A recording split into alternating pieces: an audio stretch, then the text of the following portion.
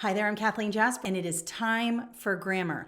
All right, so I've selected 5 problems from a brand new second edition Praxis Core Grammar book, and I'm going to go through these particular skills because these are hard to spot on the exam.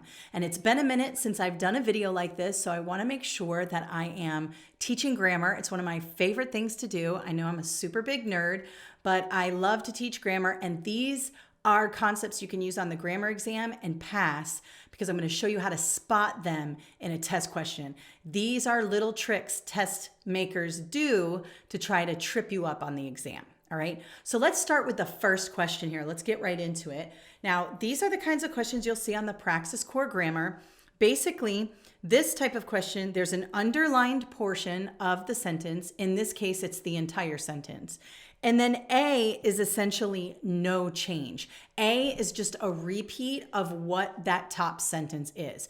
So to save yourself some time on the Praxis Core Grammar portion of the exam, make sure you know that A is basically no change, okay? So you don't have to reread A over and over again. You just know that A is basically the restatement of this particular portion of the sentence. Now, the entire sentence is underlined here. Sometimes it'll just be a piece of the sentence. Let's take a look. It's mandatory at the university for every student to attend orientation before scheduling their classes. Now, I chose this particular question because so many people get this incorrect because we're used to speaking this way. Now, first thing should stand out to you is the it's here. Make sure you know the difference between your itses, I guess you should say. So here's one way to remember. It's with the apostrophe equals it is. It's without the apostrophe is possessive. Possessive.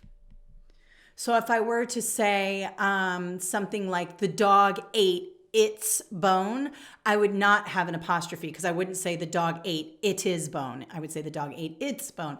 Sometimes I have to say this out loud to myself in order to remember that the apostrophe S actually is a contraction. So if I were going to do this in my head, if I were on the test, I would say, it is mandatory at the university. So I would need that apostrophe. So right away, I can cross off A. We always want to do process of elimination when we're working through this. I know A is wrong because A is no change, and there does need to be a change here. So I have it's good. I have this one here in C. Let's wait to analyze that. D has the contraction, so we're good. And E, we're not sure yet, okay? Now let's go to the rest of the sentence. You're not done yet. It's mandatory at the university for every student to attend orientation before scheduling their classes. Classic trap, classic grammar trap on every grammar exam. When you see the word their in a sentence, T-H-E-I-R, or them or they, slow down and check your antecedent. So let me be clear on this. This right here is a pronoun. It's a possessive pronoun. Their classes. Somebody owns the classes, so to speak, right? Now we need to figure out who is their talking about, or the antecedent. So this is the pronoun. The antecedent is every student, right? Now, you may be thinking in your mind, every student. Every student you're thinking is more than one student, because if you're looking out into a sea of students and you say every student has to attend orientation before getting their classes, that sounds totally correct, but it is not correct. Every student is singular. Every means each and every student. The same thing with everyone. The term everyone has the word one in it, but you think everyone, you think lots of people, right? No, we're saying each and every student has to attend orientation before their classes. In this case, the pronoun their does not match the antecedent every student. So we need to make some changes in this sentence in order for it to be correct. So let's take a look at B. It's mandatory at the university for students, plural, to attend orientation before scheduling their classes, plural. Now, you might say, okay, we could change this sentence to his or her classes. You probably won't be asked to do that on a grammar exam because his or her is awkward in a sentence. Typically, when you have a plural pronoun like you have here with their, and it's incorrectly attached to a singular antecedent, every student, they're going to give you the option to change the antecedent to students. So B is actually the correct answer here because we have the proper contraction. It's mandatory at the university for students, plural, to attend orientation before scheduling their classes, plural pronoun, okay? Now, it's is without the apostrophe, it's possessive. That would be a singular pronoun. In this case, we're using it as a contraction, so it's different, but I just want to make that clear. It's can also be, without the apostrophe, is a singular pronoun. Their is a plural pronoun. His is a singular pronoun. Her is a singular pronoun. So make sure when you see the word their, you slow down and check the antecedent. Every student. And you can see that every student is one. Each and every student, look, one student, there's no S on there, to attend orientation before scheduling their classes is incorrect. Now let's take a look at C. I want to discredit C, D, and E just so you know why they're not correct, okay? So C, for every student at the university, it's mandatory to attend orientation before scheduling their classes. Well, first of all, it's kind of a mismatch of clauses and doesn't really work here. But what's missing in C is a comma here. You need a comma after that introductory clause. For every student at the university, it's mandatory to attend orientation before scheduling their classes. Now, it needs to have the apostrophe. That's wrong. And there, going with every student is wrong also. So C is wrong for a whole bunch of reasons. D, it's good contraction. It is mandatory for every student to attend orientation before scheduling their classes. Well, in this case, they corrected this, but this with every university student is still wrong. Every student is singular and this is plural, so it's wrong. And E, as a student at the university, it's, all right, we have the comma here. That's correct. It still needs to be, it needs the apostrophe. It's mandatory to attend orientation before scheduling their classes. Again, there is attached to as a student.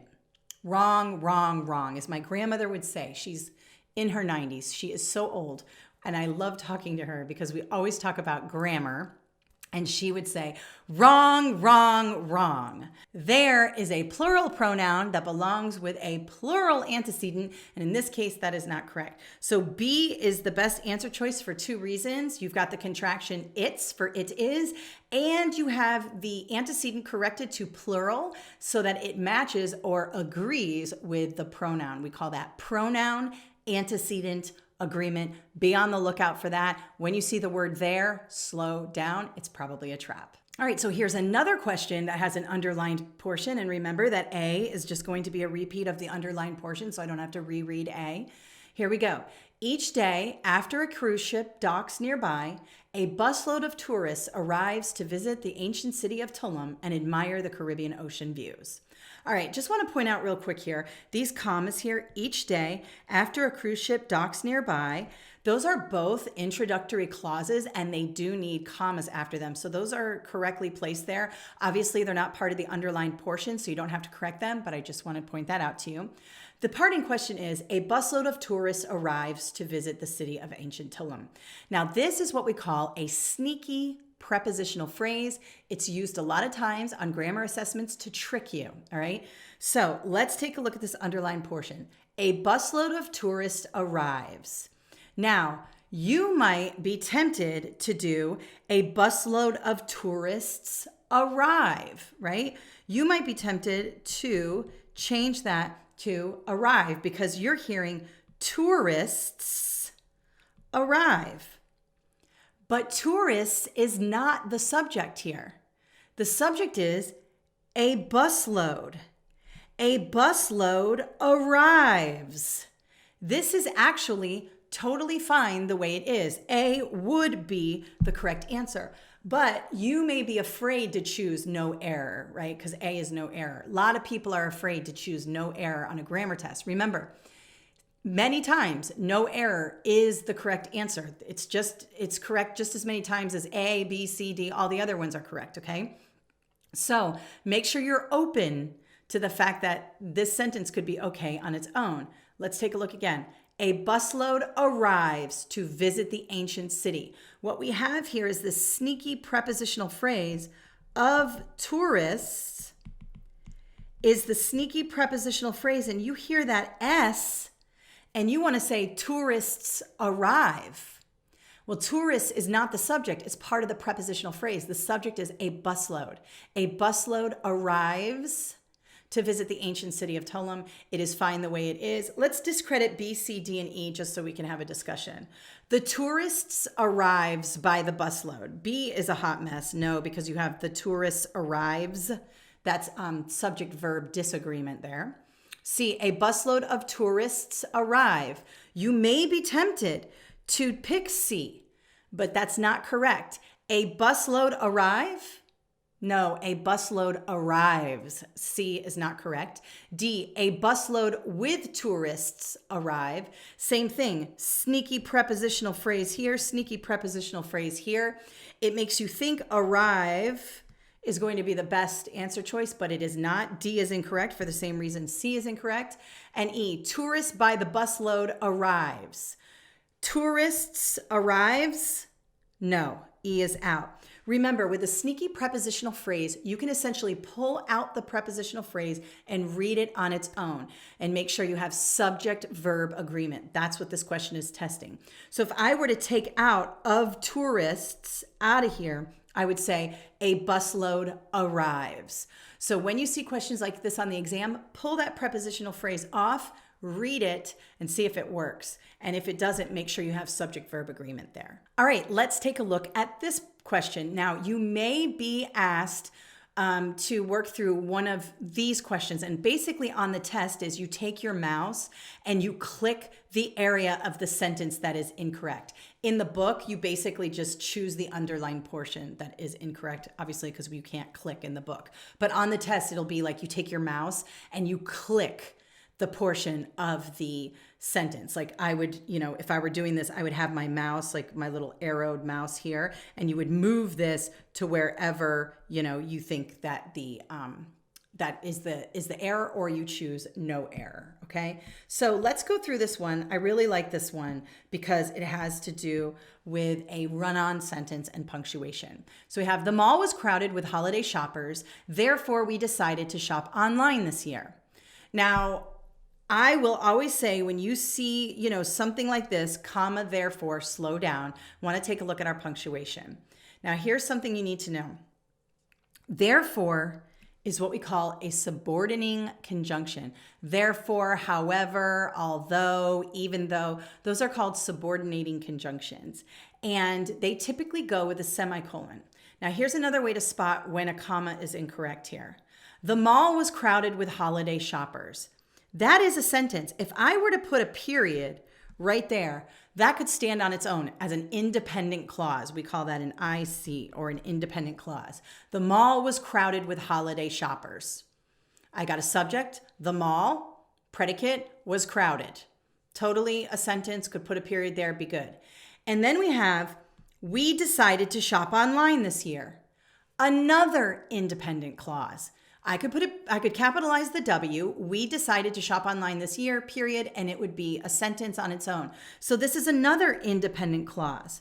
Well, guess what? A comma alone is not enough to separate two independent clauses. You have to have a semicolon, or you have to have a comma coordinating conjunction. This is a subordinating conjunction. So what you would do is do a semicolon, therefore, comma, we decided. That is the correct answer. Now, here are just a couple ways to remember that. You want to do, if you see therefore or however in the middle of a sentence like this, those are probably the only ones you're going to see on the exam. You're going to want the semicolon and then the subordinating conjunction, and then, very important, the comma. because essentially this whole thing here is separating the two independent clauses. The mall was crowded with holiday shoppers, therefore we decided to shop online. You have to have that semicolon therefore. Now another option you could do is you could have the mall was crowded with holiday shoppers, semicolon, we decided to shop online this year. You could take out the therefore comma and just put the semicolon, because a semicolon can separate two independent clauses and it'll be good on its own there. But you can also have the therefore in there with the comma. But remember, these are lowercase also. When you start the next clause with therefore or however using a semicolon, they're lowercase because essentially it's not a new sentence yet. You're continuing on the sentence. Now, another way to separate these two independent clauses could be with a comma and a coordinating conjunction. Coordinating conjunction, and we go over this in the book, are those fanboys, for, and, nor, but, or, yet, so. We go over those more in depth in the book. But let's just say we wanted to say the mall was crowded with holiday shoppers, comma, so we decided to shop online. We could do comma, so up here. Now, you don't need another comma after so. It's just the mall was crowded with holiday shoppers, comma, so we decided to shop online this year. That's how it would go. Now, you cannot just have the comma by itself, and you cannot just have the so by itself. These are a combo necessary when you have an independent clause on one side and an independent clause on another. You need the comma, so in there. It has to be. If it were a different type of sentence where there were not two independent clauses, you wouldn't need the comma and the so. But in this case, we have the mall was crowded with holiday shoppers, independent clause. We decided to shop online this year, independent clause. There are three ways we could do this. We could use the semicolon alone by itself and just put the semicolon after shoppers and take out the therefore and just have that in between shoppers and we could do that. We could also fix what's going on here so that we have a semicolon, therefore, comma. That would work. Or we could put in a fanboy or a coordinating conjunction with a comma. So we could say, the mall was crowded with holiday shoppers, comma, so we decided to shop online this year. Those are the three ways you could correct this portion or this error. So if I were on test day, I'd have my mouse, I would have clicked that. You don't actually have to correct it on test day. You just have to choose the error, but I'm showing you why it's an error and what you can do to correct that here. All right, next one. This is one of my favorite ones to teach people because so many people think that they are correct when they do this. Let's take a look. Although he is older, my brother is shorter than me. Now, most people would see that and say, no problem, no error, right? Click it, move on. No, no, no, as my grandmother would say, wrong, wrong, wrong. When you see the word than, we're doing a comparison. So we're comparing. And this me is wrong, wrong, wrong. You wouldn't say, although he is older, my brother is shorter than me. Because we are comparing, we want to take the sentence all the way out to the end. This is how it would read if we were to take it all the way out to the end. Although he is older, my brother is shorter than I am, or that I am short. You wouldn't say, my brother is shorter than me is short. You would say, my brother is shorter than I. People make this mistake. I mean, it's just like part of people's vernacular now. This is just how they speak incorrectly. That's why these are hard to spot on the exam. So first off, let's take a look at this right here. Although he is older, comma, totally fine. That is correct because the sentence essentially starts here. My brother is shorter than me. Incorrectly, they use me. But this part here is the independent clause. This is the dependent or introductory clause. So this comma is good. Check, check. Very good. The problem is this me here. My brother is shorter than me is? No. My brother is shorter than I am. Be careful. We want to make sure that we take that all the way out to the end. And here's one way to remember: than. If you see than, T-H-A-N, slow down, take that sentence all the way out to the end. My brother is shorter than I. Be careful. All right, and for our last problem here, again, we have an underlined portion of the sentence. So A is essentially no error. So remember, you don't have to reread that.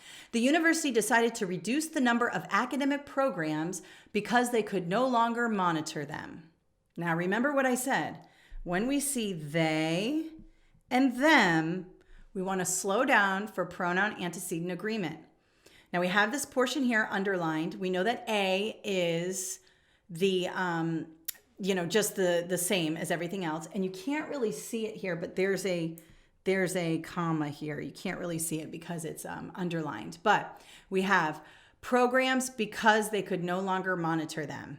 Now, we don't need this comma before because. So just remember that. Comma because is wrong. So A is out. B, let's see. The university decided to reduce the number of academic programs because it could no longer monitor them. All right, let's take a look.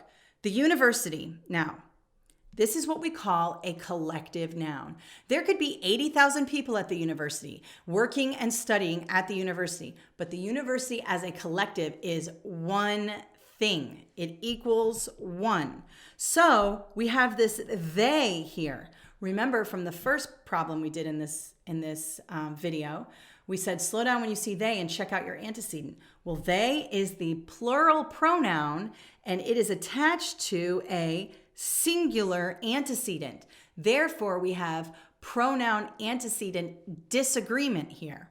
So we need to change, in this case, the pronoun can be changed. We could say the people at the university decided they, right? But in this case, that's not underlined. We have to change what's underlined. So in this case, and I know it sounds awkward, it is the correct answer because the university is one thing. It's also genderless. So a singular non-gender specific pronoun is it. And in this case, that is the proper pronoun to use here. The university decided to reduce the number of academic programs because it could no longer monitor them. And this also does one other thing here. So we said B is the correct answer. This does one other thing here. When we have they and them together, this could also be considered a vague pronoun in that what are you talking about when you say they and when you say them? Are you talking about the programs? Are you talking about the people? We want to make sure that all the pronouns match the proper antecedent. And when we change they to it, now we are sure that them is talking about the programs. And that is indeed what it should be talking about. Now let's discredit C, D, and E just so we know why. The university decided to reduce the number of academic programs because they essentially could no longer, again, they is wrong, making C wrong. And essentially is just added language, making it more wordy. Don't fall for that. The university decided to reduce the number of academic programs, comma, because they could no longer monitor and observe them. Right here is problematic. Monitor and observe is redundant. So that's a problem there.